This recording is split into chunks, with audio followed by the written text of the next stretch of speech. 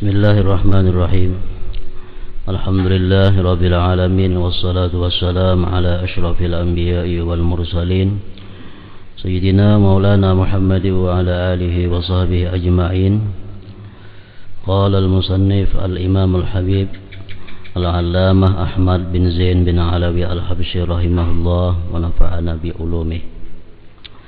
Wa qawluhu radiyallahu anhu wattaubatil khalsa'i awwali khutwatin lissalikina ilal hima'il amna'i. Al-hima ma yuh'anhul aghyar wal amna'u al-mamnu'u min ghairi ahli al-azizul munal wal muradu bidzalik al-qurbu min Allah. Wattaubatu hiya ar-ruju' min tariqil bu'di ila tariqil qurbi wa tariqul bu'di hiyal ma'asi waz-dzunubi wa hiyal ma'asi waz-dzunubu wa ghairuha mimma la yuqarribu ila Allah wa la yuzlifu ladayhi. Faman raja'a ila Allah wa salaka tariqal qurbi minhu mukhlishan fi ruju'ihi fa huwa at-ta'ib.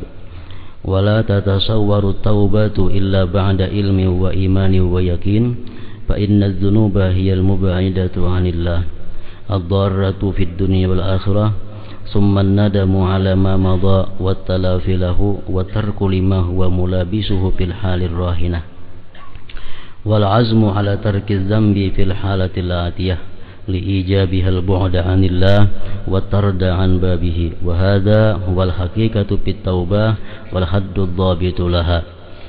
Wa li hadha wasafaha an-nazim nafa'allahu bil khalsa fa'ala'u minal hulus anis syawaibi wal muqaddirat wa ma kullu taubatin khalsa wa annaha awalu khutwatin lis-salikin tariqallah wa sabila ma'rifatihi ta'ala fi dzatihi wa sifatihi al-ula wa asma'ihi al-husna wa nu'utihi al-uzma wa ilaihi asyara an-nazim bil hima'il amna ila akhir.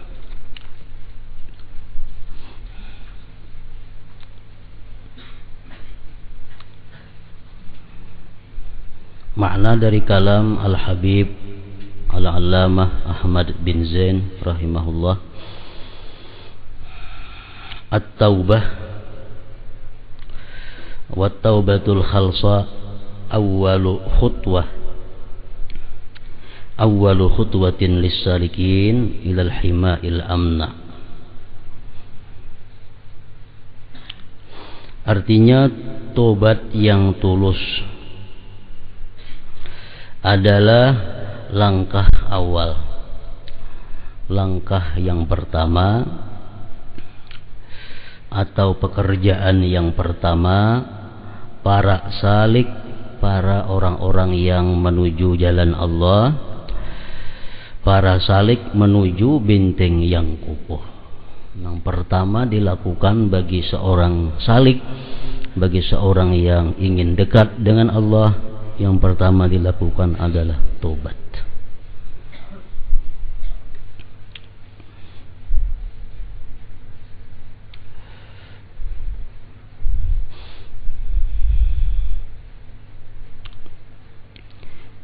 Jadi tobat ini adalah diibaratkan dengan membersihkan sesuatu yang kotor untuk ditempatkan sesuatu yang mulia.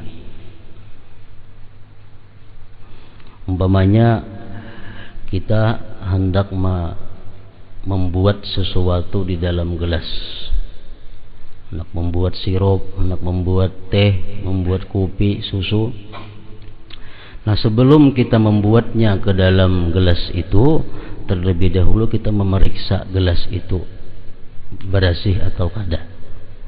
Apabila gelas nang bakal kita buati sesuatu nang baik tadi ternyata banyak kotoran-kotorannya, tentu kita langkah pertama dahulu membersihkan gelas. Langkah pertama membersihkan wadah itu. Nah, sesudah wadah itu dibersihkan daripada kotoran-kotoran, hanyar kita melangkah berikutnya adalah membuati ke dalam gelas tadi sesuatu yang baik, sesuatu yang berharga. Nah demikian pula Allah Subhanahu wa ta'ala kada akan memberikan, kada akan memasukkan ke dalam hati seseorang hambanya sifat-sifat mulia. Allah kada akan memasukkan ke dalam hati kita khusyuk. Allah kada akan memasukkan ke dalam hati kita ilmu. Allah kada akan memasukkan ke dalam hati kita khasyah, takut kepada Allah. Allah kada akan memasukkan ke dalam hati kita mahabbah, cinta. Kalau masih dilihat Allah, hati kita itu penuh dengan kotoran-kotoran atau sifat-sifat yang tercela. Nah, jadi langkah kita yang pertama dilakukan agar kita bisa sembahyang khusyuk, agar kita bisa takut lawan Allah, agar kita bisa cinta kepada Allah, agar kita bisa mengenali Allah. Langkah yang pertama dilakukan adalah tobat, pembersihan. Dan tobat ini adalah termasuk fi'lun min af'alil qulub. Tobat ini satu perbuatan dari perbuatan hati. Tobat itu bukan pengakuan ini tuh butuh aku tobat, bukan. Tobat bukan perkataan astagfirullahalazim, aku minta ampun kepada Allah, bukan tobat. Itu lisan. Maksud tobat itu pembersihan hati, dan gawiannya pun adalah gawian hati. Jadi kita perlu mengetahui, bahkan wajib mengetahui apa-apa kotoran-kotoran hati yang ada pada diri kita, supaya jangan sampai nang sebenarnya kotor kita anggap baik, nang baik dianggap kotor. Jadi oleh para ulama kita diwajibkan dahulu sebelum ini tobat, kita wajib dahulu mengenali dosa-dosa hati, kotoran-kotoran hati. Bila sudah kita kenal kotoran-kotoran hati, lalu kita bisa membersihinya satu persatu. Para ulama merincikan tentang dosa-dosa hati yang kita bersihkan, yang kita tobat daripadanya. Ada yang mengatakan para ulama dosa-dosa hati itu mencapai 60 macam lebih. Ada yang sedikit meringkas 40-an. Ada lagi yang meringkas dosa-dosa hati itu 20-an. Ada lagi yang meringkas di bawah daripada 20. Nah, kita ambil dari sekian banyak pendapat ulama itu, kita ambil yang di tengah, yaitu 20. Nah, kita wajib mengenali sifat-sifat hati yang mesti kita tobat daripadanya, mesti membersihkannya. Yang pertama, dosa hati yang kita tobat itu adalah i'tiqadul bid'ah wasyirik. Di dalam hati kita ada mempercayai bid'ah atau syirik. Kalau itu ada dalam hati kita, ini kita wajib tobat. I'tikad bid'ah itu contohnya macam mengiktikadkan bahwa Allah itu bertempat. Allah itu ada tempatnya. Nah, bila dalam hati kita demikian, berarti kita ada i'tikad bid'ah. Allah bertempat.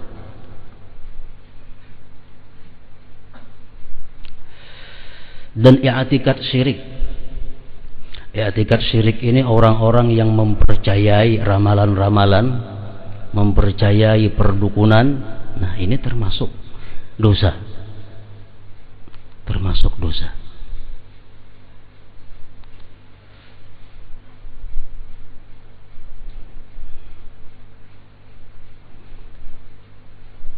Orang-orang yang menganggap sesuatu selain Allah ikut saham dalam memberikan faidah kepada kita atau memberikan mudarat kepada kita. Nah, ini i'tikad syirik.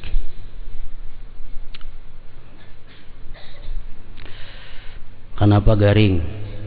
Contohnya, kenapa ada penyakit gatalan?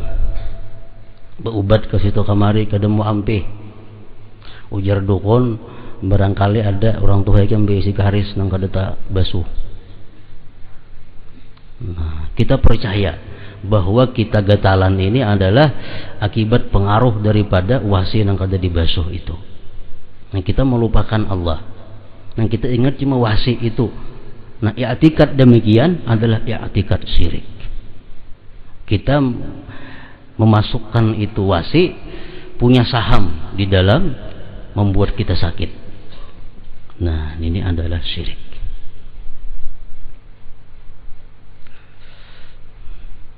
Dalam hati ada demikian, itu termasuk nang wajib kita tobat daripadanya.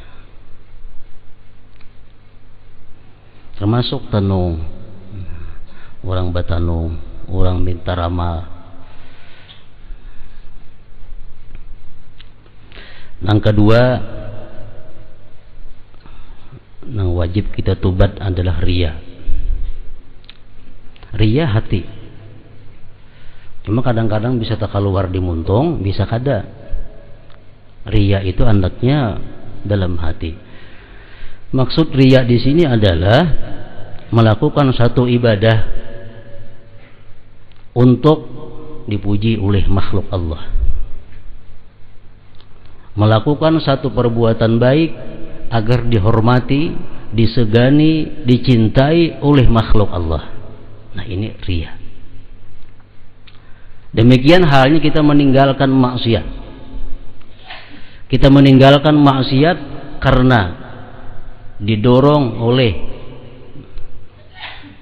kita meninggalkan maksiat agar dicintai manusia, dihormati manusia, dipercaya oleh manusia. Nah, ini adalah riya.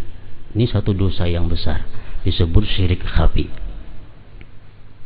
Kita berkisah, aku dahulu ditawari orang minum arak. Aku ditawari orang minum arak, bahkan aku minum, bapak minum arak. Tapi meninggalkan minum arak itu dengan tujuannya bahwa inya hendak minta dianggap sebagai orang yang mulia. Inya kada hendak minum arak karena ingin dikatakan orang bahwa dia adalah orang yang taat kepada Allah. Dia ingin dipuji, disanjung oleh manusia. Nah, ini riya dalam hal meninggalkan yang dilarang Allah. Dalam hati kita ada demikian, berarti wajib kita tobat daripadanya. Kenapa memakai pakaian yang baik, pakaian yang menutup aurat? Kadang-kadang bini-bini, nah, anak ke tempat-tempat nang baik, anak ke tempat ziarah, anak ke tempat tuan guru, anak ke tempat habaib, makai pakaian menutup aurat. Wah, sopan kena lawan sidin, mau ada bakal kamban. Sopan lawan sidin baju rok. Tapi kalau sudah keluar daripada itu, nak ke pasar, nak ke mana, berbuka kepala aja. Nah, ini artinya apa? Melakukan satu ibadah tapi karena manusia. Ini penyakit hati, riya ngarannya.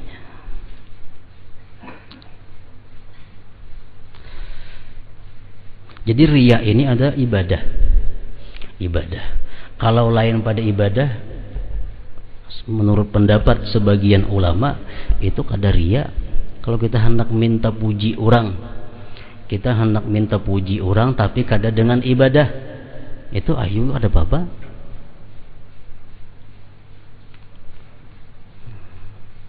Tapi kalau kita ibadah nang kita andalkan untuk minta pujian kepada orang, nah ini ngarannya riya.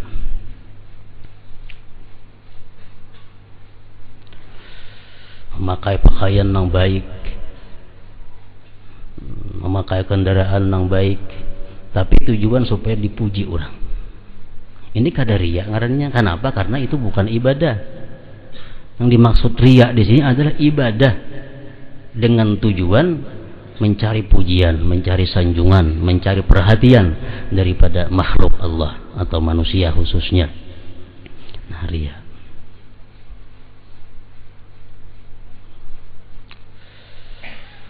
Kalau dalam hati kita ada riya itu, nah, kita kasih tobat, kasih minta ampun kepada Allah.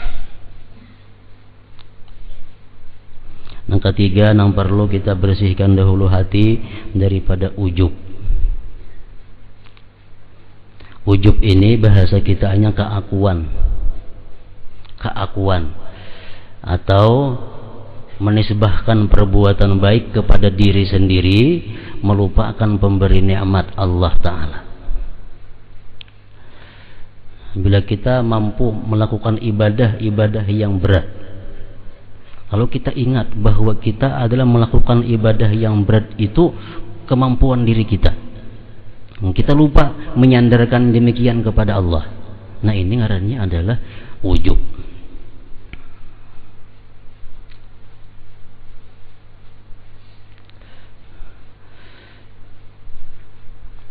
Menganggap sifat-sifat kelakuan yang baik pada diri terbit dari dirinya tanpa menyandarkan kepada Allah.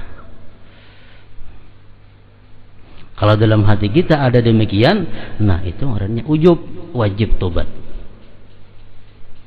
Aku kawa melakukan ini, aku kawa macam ini, aku kawa macam itu, merasa dirinya sendiri. Yang keempat, penyakit hati. Penyakit hati yang kita wajib tobat daripadanya lagi adalah syakkun fillah, ragu-ragu pada Allah. Ragu-ragu terhadap Allah.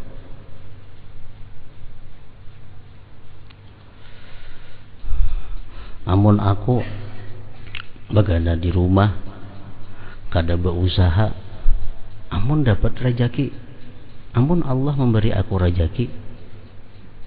Nah, keragu-raguan, ragu-ragu terhadap Allah. Nah, ini syak fillah, ragu-ragu pada Allah. Dalam hati kita bila ada keragu-raguan sedemikian, kita disuruh segera tobat.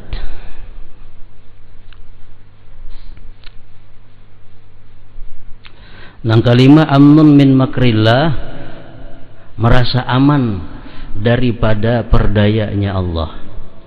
Maksudnya merasa ada kepastian bahwa dia masuk surga, merasa ada kepastian bahwa dia husnul khatimah, merasa pasti.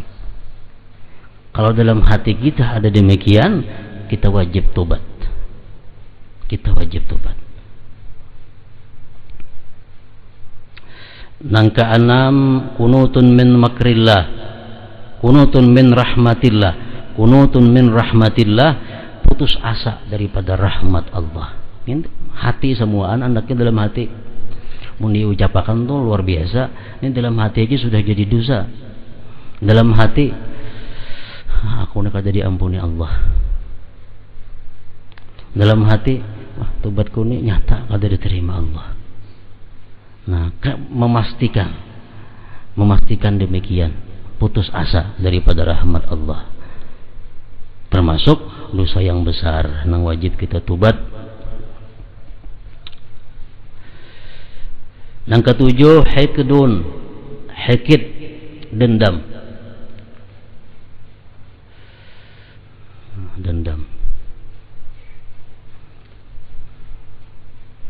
Dendam ini marah yang tersembunyi di dalam hati, yang satu saat akan dilampiaskan.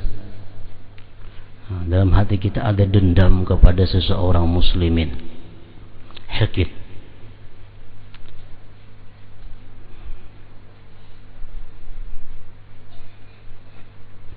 Yang kedelapan, hasad. Kada senang orang muslimin mendapat anugerah Allah. Sangat sakit hati apabila ada orang mendapat karunia Allah. Siapakah di antara orang muslimin yang dapat anugerah Allah yang melebihi pada seorang, sakit hati. Hati aja yang sakit. Mau diucapkan tuh rimbo pada sakit hati. Ini dalam hati sakit, sedih. Karena ada orang dapat nikmat yang melebihi seorang. Hasad itu.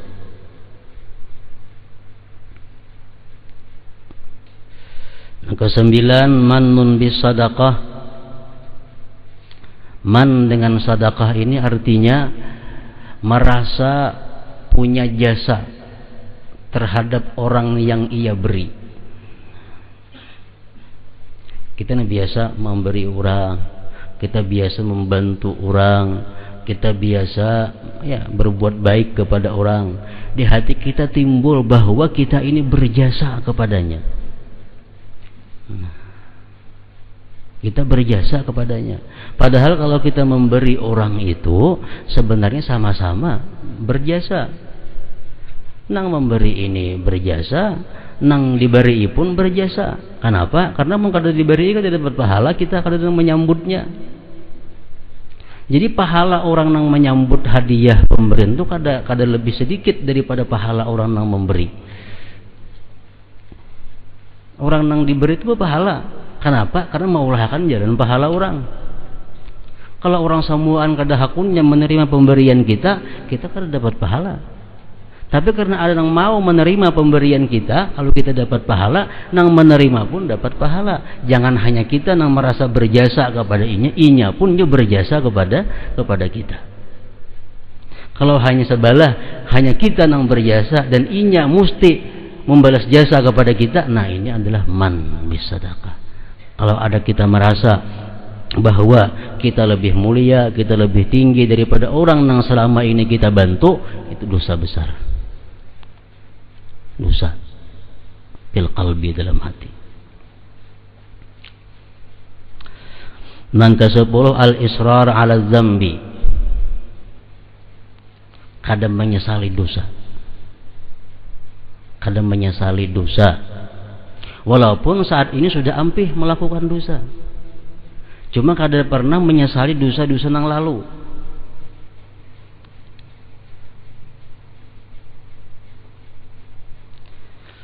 Dahulu pernah berbuat minum arak, dahulu pernah berjudi, dahulu pernah berzina, dahulu pernah melakukan riba, dahulu pernah macam-macam. Karena mendengar pengajian, mendengar hadis Quran ampih. Tapi ingat ampih aja, kadang menyesali nang dahulu-dahulu itu. Nah, ini masih merupakan dosa hati. Kadang menyesali. Yang ke-11 su'udzan billah wal muslimin. Yang ke-11 ini adalah penyakit hati kita, buruk sangka dengan Allah dan buruk sangka dengan muslimin.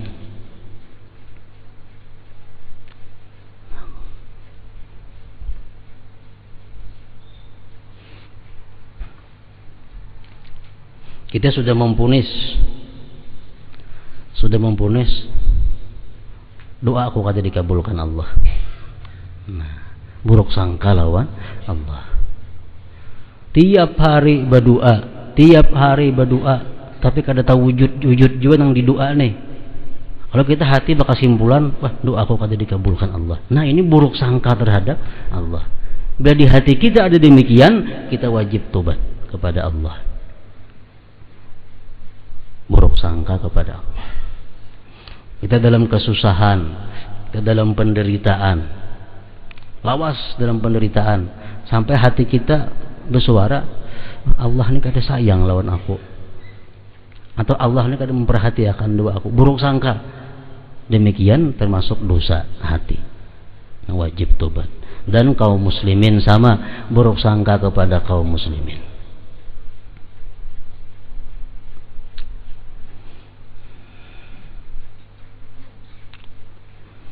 Amunnya kira-kira itu lain buruk sangka lagi. Saku itu belum buruk sangka. Saku Tuhan kada sayang doaku, itu lain buruk sangka. Belum sampai ke tahap buruk sangka. Saku itu maling, pina tengah malam juuk, itu belum buruk sangka. Saku itu minum arak, napang pina butolnya butol arak, saku belum buruk sangka. Tapi kalau sudah kita mempunis, kita memutuskan, itu maling. Nah, itu buruk sangka. Jadi kalau masih kira-kira, belum sampai kepada dosa. Belum sampai kepada dosa. Melihat orang bawa binian, kada binian itu saku belum sampai kepada buruk sangka. Tapi kalau sudah positif, nah itu hanya dikatakan buruk sangka. Nang positif itu nang jadi dosa hati. Nang ke-12, penyakit hati kita ini takdzibun bil qadar wa suhtuh, mendustakan dengan takdir Allah dan kada senang dengan takdir Allah.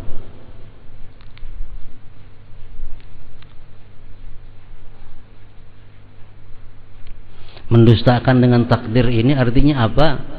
Selalu ke ujung-ujung belalawasan menyalahkan orang lain, hingga menyalahkan orang lain. Ini tandanya orang yang kada mempercayai takdir. Padahal segala sesuatu kada luput daripada yang ditakdirkan Allah. Adanya kada gara-gara si anu tupang, hingga gara-gara si anu. Kalau dalam hati ini, dalam hati muntung lain kisah. Dalam hati nih, gara-gara si anu habis cemini jadinya. Nah ini orang yang kada percaya dengan takdirnya Allah. Yang ke-13, dosa kita dalam hati kita ini syamatatul muslimin. Hati kita ada suka, hati kita ada gembira begitu ada orang muslim dapat musibah, walaupun itu musuh kita, walaupun itu orang yang jahat lawan kita, walaupun orang yang zalim kepada kita. Begitunya dapat musuh, dapat bala, suka kita ini, nah itu adalah dosa dalam hati kita. Lagi kejadian Mahapusakan, ini adalah dosa hati. Syamatatul muslimin, gembira orang Islam mendapat ujian bala dari Allah. Mahapusakan dalam hati. Mun dimuntung lebih berat lagi, sampai tak muntung. Ini dalam hati saja sudah dicatat sebagai satu dosa. Nangka 14, al-farahu bil ma'siyat minhu wa min ghairih, gembira melakukan maksiat, baik maksiat dari dirinya atau maksiat orang lain. Orang lain berbuat maksiat, suka dalam hati ini, suka berbuat maksiat.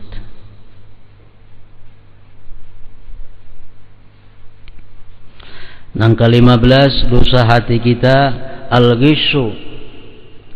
Al-ghissu ini artinya ada kehendak, ada rencana yang kuat di dalam hati untuk berkhianat kepada orang Islam, untuk menjatuhkan orang Islam, untuk menghinakan orang Islam, untuk merugikan orang Islam. Terus ghissun. Dalam hati pokoknya ada niat nang kada baik kawan orang. Dalam hatinya ada niat nang kada baik lawan salah seorang muslimin, supaya dagangannya jangan payu lagi. Dalam hati ini, dalam hati, mudah-mudahan dagangannya jangan payu lagi. Dalam hati, kalau macam itu ada dosa dalam hati kita. Mudahannya dapat bala, mudahan beranjah, mudahan stroke umpamanya. Dalam hati lawan orang yang menzalim kita nih, lawan orang yang menganiaya kita nih, ada macam itu dalam hati kita. Itu artinya ghissul muslimin, menghendaki orang muslim itu dalam keadaan kada baik. Nah, dosa yang besar. Nang ke-16, bughdus sahabah wal al wal muslimin, membenci sahabat Nabi atau membenci keluarga Nabi atau membenci salah seorang muslimin. Orang muslimin itu fasikkah, zalimkah, kada boleh dibenci. Nang dibenci itu perbuatannya, jangan dirinya, jangan orangnya. Dalam Al-Quran disebutkan wallahu bari'un bima ta'malun. Kalau ada khilaf itu bacaannya wallahu bari'un bima ta'malun, Allah berlepas dari apa yang mereka lakukan. Bukan kepada merekanya berlepas, tapi kepada kelakuan mereka. Kita disuruh benci kepada orang zalim, disuruh marah kepada orang fasik, tapi kita marah itu kepada perbuatannya, bukan kepada dirinya. Artinya apa? Kalau di waktu kita melihat inya fasik, ayo kita marah. Tapi kalau kita melihat inya sembahyang, jangan marah lagi. Melihat inya berbuat baik, jangan marah lagi. Melihat inya hadir ke pengajian, jangan marah lagi. Kalau kita melihat inya minum arak, saat itu kita melihat, ayo kita marah. Nah, ini marah kepada perbuatannya, disuruh kepada orang-orang zalim, orang-orang fasik. Tapi kepada diri zatnya orang-orang muslimin itu kita kada boleh marah.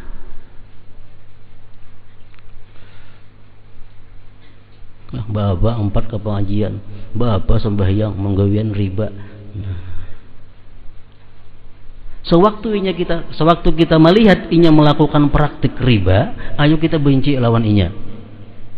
Tapi di waktu kita lihat inya sembahyang, jangan dibenci lagi. Inya sedang sembahyang, inya sedang beribadah. Masalah ibadahnya diterima atau kada oleh Allah, urusan Allah Ta'ala, kada urusan kita. Ini maksudnya benci. Nang kada boleh itu benci kepada orang muslimin merata. Semuaan dipukul rata. Benci kepada sahabat Nabi, benci kepada keluarga Nabi, benci kepada muslimin. Yang ke-17, dalam hati kita ada hubbud dunia wa ahlihal fasaqah, mencintai dunia dan ahlinya nang fasik. Nah, dunia yang dimaksud kita berdosa mencintainya itu adalah dunia nang mal'unah, dunia yang dilaknat oleh Allah. Apa dunia yang dilaknat oleh Allah itu?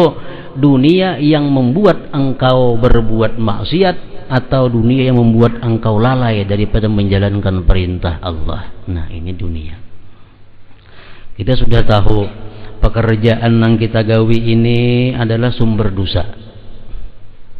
Kita ketujuh lawan pekerjaan. Ada berisi benda, ada berisi barang. Padahal barang ini biasanya membawa maksiat lawan kita. Barang ini maulah dosa, tapi kita sayang lawan barang itu. Nah, ini nang kada boleh. Bukan secara umum dunia itu dicinta berdosa kada. Maksudnya kita jangan atau berdosa mencintai dunia ini adalah dunia yang dilaknat Allah. Dunia yang membawa kita kepada kesesatan, membawa kepada dosa. Wa ahli hal fasaqah, dan mencintai ahli dunia yang fasik. Itu.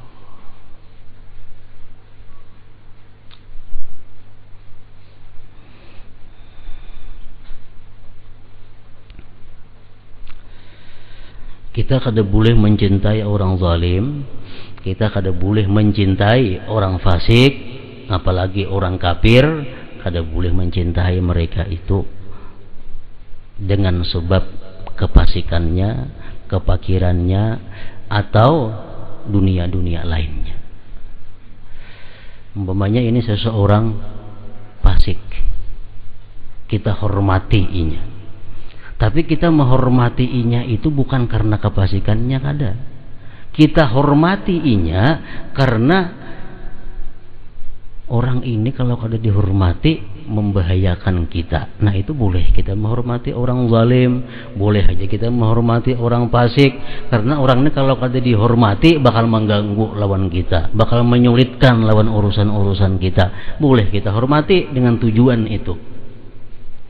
Nah, kada boleh kita mencintai orang yang zalim itu adalah karena kezalimannya. Kita cintai orang yang fasik itu karena kefasikannya. Itu nang jangan.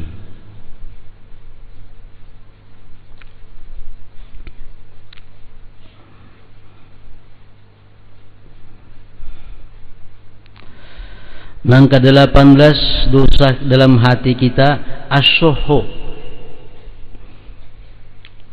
Syuhu ini artinya kada senang orang sosial. Ini lebih daripada bakhil lagi. Bakhil itu seorang nang kada senang bebebari. Ada ini lebih, orang pun bebebarinya kada ketuju. Bapak beri ini tuh umpamanya. Nah, orang di tengah hatinya. Orang di tengah hati berbuat sosial. Nah, jadi dalam hati kita ada demikian. Bah, kok kada ketuju lawan si Alno tuh bina sosial benar. Nah, dalam hati demikian. Tusuh ngarannya. Dosa nih tuh. Yang ke-19 istihanatu ma'azzamahullah, menghinakan sesuatu yang dibesarkan oleh Allah. Menghina sesuatu, merendahkan sesuatu yang diagungkan oleh Allah. Dalam hati kita menganggap Al-Quran itu sama lawan yang biasa, lawan buku-buku biasa. Umpamanya di tempat kita mengaji, di tempat kita duduk, kita belajar, ada buku-buku, ada Quran, ada majalah, ada surat kabar. Nah, lalu kenapa Quran itu andaknya di bawah, buku-buku di atas? Dalam hati nih, biar Bapak Johan itu, nah itu dosa besar, menghinakan sesuatu yang dibesarkan Allah. Kalau kita mengandak Quran di bawah daripada buku-buku, itu kan tidak masalah, asal hati jangan umpat. Artinya secara kada sengaja tak karena pikiran kalain kemana susun buku Quran tak bawah, kada jadi masalah, kada dosa. Jadi begitu kita melihat Quran itu andaknya di bawah, di hati kita ada bergerik, biar hak. Nah ini yang termaksud menghinakan sesuatu yang dibesarkan oleh Allah. Nang terakhir nang 20, dosa-dosa di hati menurut sebagian ulama adalah taklidun fi usuluddin, taklid dalam usul agama. Kada punya pikiran dalam hal usuluddin. Umpat orang, umpamanya Allah itu wajib ada, Allah wajib ada. Napa dalilnya Allah ada? Kenapa dalilnya Allah ada? Allah mendengar, Allah melihat, Allah berkuasa, Allah hidup. Kenapa dalilnya? Nah, hati kita ini kada kau ada akan dalilnya itu. Kada mau mengkaji, kada mau memikirkan. Sehingga kada dapat. Cuma dapat di buku. Menjadi buku, tak apa, ujar di buku, Allah Ta'ala itu ada dalilnya, ini ada alam. Allah Ta'ala itu melihat dalilnya, kalau Tuhan itu buta berarti Tuhan aib. Aib mustahil begitu. Cuma membaca di buku. Tapi kada dicerna dengan pikir, kada dicerna dengan hati, sehingga apapun dalil buku alasannya. Nah, jadi kita dituntut untuk menghilangkan dosa taklid ini, kita mesti punya pikir. Jangan umpat orang. Orang tuh sekadar melajari, mengulahkan, tapi kita seorang yang mencernanya. Misalnya 2 kali 2 4 jar guru. Lalu jar orang berapa 2 kali 2? 4. Kayak apa caranya? Jar guru 4. Caranya udah tahu, pokoknya jar guru 4 2 kali 2 itu. Ini taklid. Nah, kalau nya kada taklidnya kawa 2 kali 2, nah ini 2 1, 2 kali 4 buting berarti 4. Nah, ini ngarannya berpikir. Nah, kayak itu juga tentang usuluddin, kita meyakini bahwa Allah itu ada. Coba kita pikirkan. Kalau Allah kada ada, maulah ada hujan, maulah ada matahari, maulah ada bulan, ada semuaan yang mengatur ini bagus, oh berarti Allah itu ada. Nah, bila hati kita kau memikirkan demikian, berarti hilang taklid dalam usuluddin. Selama kita masih taklid dalam usul agama, berarti kita dosa dalam hati. Nah, ini 20 perkara ini pokok nang kita segera wajib tobat daripadanya. Langkah awal para salik menuju binting yang kukuh itu. Tunggu butingan kita tobat. Tobat daripada riya, tobat daripada ujub, tobat daripada ragu-ragu pada Allah, tobat daripada merasa aman dari perdaya Allah, tobat daripada merasa putus asa dari rahmat Allah, tobat daripada dendam, tobat daripada dengki, tobat daripada merasa berjasa kepada orang yang diberi. Nah, tobat daripada kadang menyesal atas dosa, tobat daripada buruk sangka kepada Allah dan muslimin, sampai seterusnya tadi. Nah, bila kita sudah bujur-bujur tobat, berarti hati kita bersih. Nah, mau diisi oleh Allah dengan berbagai macam sifat-sifat yang baik, sifat-sifat yang mulia. Macam di Dalail Khairat tuh ada doa siapa itu? Syekh Muhammad bin Sulaiman Al-Jazuli. Allahumma binabiyyikal mustafa, Allahumma ini as'aluka binabiyyikal mustafa wa rasulikal murtada tahhir qulubana min kulli wasbin yuba'iduna an musyahadatika wa mahabbatik. Nah, yaitu artinya bijahi nabiyyikal mustafa, dengan pangkat nabi engkau mustafa, wa rasulikal murtada, rasul engkau yang murtada, tahhir qulubana, bersihkan hati kami, min kulli wasfin, dari tiap-tiap sifat, yubaiduna, yang menjauhkan kami daripada musyahadah kepada engkau dan cinta kepada engkau. Maksudnya bersihkan dari 20 perkara yang tersebut tadi. Nah, benteng adalah sesuatu yang digunakan untuk berlindung dari segala keburukan. Kokoh artinya tidak ada yang dapat memasuki benteng itu kecuali penghuninya. Sulit dicapai. Yang dimaksud dengan demikian adalah kedekatan kepada Allah. Itu sulit dicapai. Taubat berarti kembali dari jalan yang jauh menuju jalan yang dekat. Yang dimaksud dengan jalan yang jauh adalah segala bentuk kemaksiatan. Setiap kali kita melakukan maksiat, semakin menjauh kita dengan Allah. Menjauh daripada Allah artinya jauh daripada rahmatnya Allah. Gawi pulang maksiat, makin jauh lagi daripada rahmatnya Allah. Makin berparak kepada laknatnya Allah. Dosa dan hal-hal lain yang dapat menjauhkan seseorang dari Allah Ta'ala dan tidak mendekatkannya kepada Allah. Barang siapa kembali kepada Allah dengan menempuh jalan yang akan mendekatkan dirinya kepada Allah secara ikhlas, maka dia seorang yang bertobat kepadanya.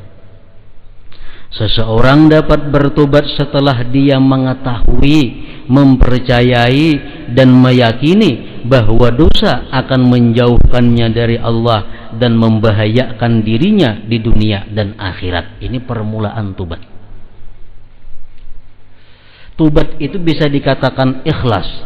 Tobat itu bisa dikatakan baik apabila tobat itu didorong oleh satu keinginan, oleh satu pengetahuan, oleh satu motivasi bahwa dosa yang kugawi selama ini menjauhkan aku dari Allah. Dosa yang ku perbuat selama ini bakal mendorong ke neraka. Dosa yang ku perbuat selama ini bakal membuat malu di hadapan Allah. Nah, dorongan-dorongan seperti itu lalu tobat. Nah, ini nang bujur. Lain pada itu dorongan tobat kada bujur.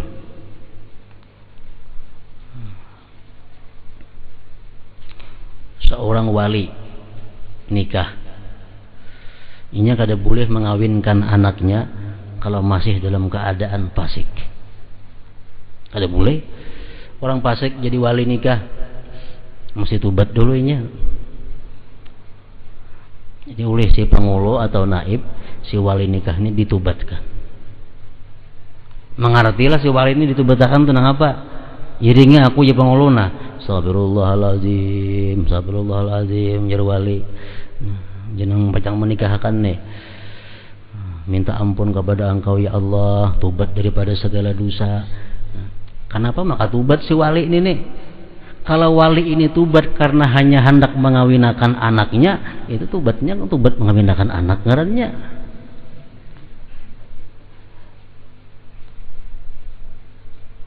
Sama orang anak kawin be Islam.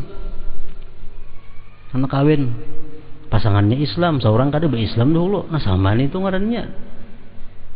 Nah jadi si wali ini tobat mesti ada ilmu bahwa dosa yang ku perbuat selama ini menjauhkan aku dari Allah, membuat aku masuk neraka, menjauhkan dari surga, menjauhkan dari rahmat Allah, mendekatkan dari laknatnya. Aku harus tobat. Nah tobat hanya menikahkan, mewakilkan nikah kepada siapa yang diwakilkan, kayak itu mestinya. Mempercayai dan meyakini bahwa dosa akan menjauhkan dari Allah dan membahayakan dirinya di dunia dan akhirat. Ini permulaan tobat.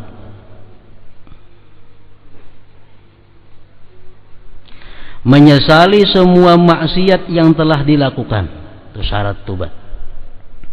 Memperbaiki kesalahan di masa lalu, meninggalkan maksiat yang sedang ia kerjakan, dan bertekad bulat untuk tidak mengulangi perbuatan tersebut di waktu mendatang, karena menyadari bahwa maksiat akan menjauhkannya dari Allah dan menyebabkannya diusir dari hadrat Allah. Inilah hakikat dan ta'arif tobat yang sebenarnya. Menyesal. Sesal itu macam apa? Yang hanya bisa diterima oleh Allah. Kalau kita hilang duit 5.000 menyesal lah. Duit di kantong 5 ribuannya, dia nak ke warung pas hilang. Menyesal kita hilang duit. Nah, menyesal. Kayak apa ukuran sesalnya kira-kira? Nah, kalau kita memperbuat satu dosa, kita menyesalnya kayak kehilangan duit 5.000, masih kurang lagi sesalnya. Masih kada dianggap sesal. Karena kehilangan duit 5.000 itu kadang bakal membawa mati lawan kita. Kadang bakal membawa mati. Makanya ujar sebagian ulama bahwa menghindari satu perbuatan dosa itu lebih mudah daripada melakukan tobat. Menghindari perbuatan dosa lebih mudah daripada bertobat. Kenapa? Karena orang tobat ini diperlukan menyesal. Menyesalnya macam apa nang sampai bisa diterima Allah. Orang dahulu melakukan praktik riba, melakukan zina, melakukan minum arak. Sekarang dia menyesal. Kayak apa garang menyesalnya itu? Kayak apa menyesalnya? Nah, ukuran sesal ini nang sulit kita mengukur kayak apa nang diterima Allah. Oleh karena itu, kita kada boleh merasa pasti tobat kita sudah diterima Allah. Cuma mudah-mudahan husnuzan dengan Allah, tobat diterima Allah. Pasti kada kawa. Kenapa? Karena ukuran sesal itu kayak apa nang Allah katakan sesal itu. Kita hilang sepeda menyesal juga. Hilang sandal kan menyesal. Nah, arti menyesal itu macam apa? Ujar Imam Ghazali, menyesal itu tawajju'ul qalbi inda syu'uri bawati mahbubihi, rasa sakit hati dengan sebab kehilangan yang dicintainya. Itu arti sesal. Sakit hati karena merasa kehilangan yang dicintai. Alamatnya orang menyesal itu macam apa? Lama bersedih, tumpahnya air mata dan lama menangis, dan menganggap bahwa melihat dosa-dosa itu laksana melihat racun nang pahit. Nah, itu hanya menyesal ngarannya. Kepala kita menganggap dosa-dosa bahari, pernah kita melakukan ini, kita menyesal, merasakan pahitnya. Nah, itu ukurannya. Pernahlah kita menangis lawas karena mengatakan dosa bahari. Orang menyesal pasti macam itu. Dicontohkan oleh Imam Ghazali, kita minum madu, padahal madunya dalamnya ada racun. Kita kada tahu. Kita minum. Awak garing. Tulak ke dokter. Dokter, bapak temakan racun. Dan kalau ini perkiraan lagi 40 hari mati. Kayak apa kita sesalnya di hati makan madu tuh? Kayak apa menyesalnya? Bukan main, pasti menyesal makan madu semalam itu. Karena lagi 40 hari bakal mati. Dan melihat madunya kayak apa aja pasti muar. Kayak apa aja madu pasti muar. Kalau punya beracun dalamnya ada. Kalau kok ada racunnya. Nah kayak itulah sesal nang ujar Imam Ghazali diterima oleh Allah. Kita berbuat dosa, nah kita menyesal nih.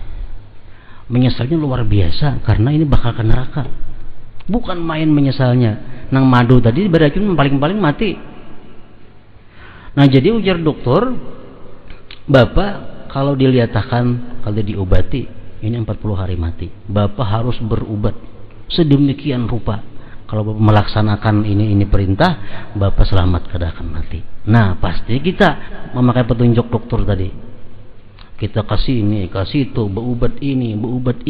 Nah, untuk menghindari mati tadi. Sama halnya kita melakukan satu dosa, kita tahu bahwa dosa itu adalah racun dan membawa kita ke dalam neraka, kita menyesal dan kita kasih itu kamari berusaha agar kada jadi ke neraka. Nah kalau demikian halnya, sesal itu bisa dikatakan sesal di sisi Allah Subhanahu wa ta'ala.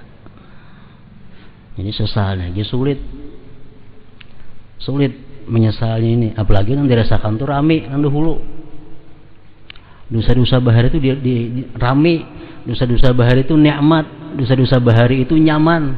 Sekarang menyesal, nah itu tentu makin sulit lagi untuk mendatangkan sesalnya itu.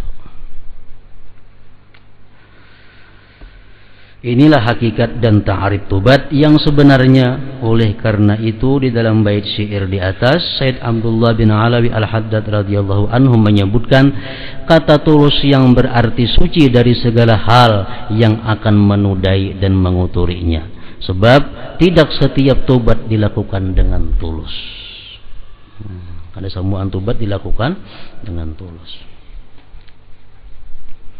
Nah, itu tobat adalah langkah awal para salik, jalan untuk bermakrifat mengenai zatnya, sifat-sifatnya yang mulia dan agung serta nama-nama yang indah.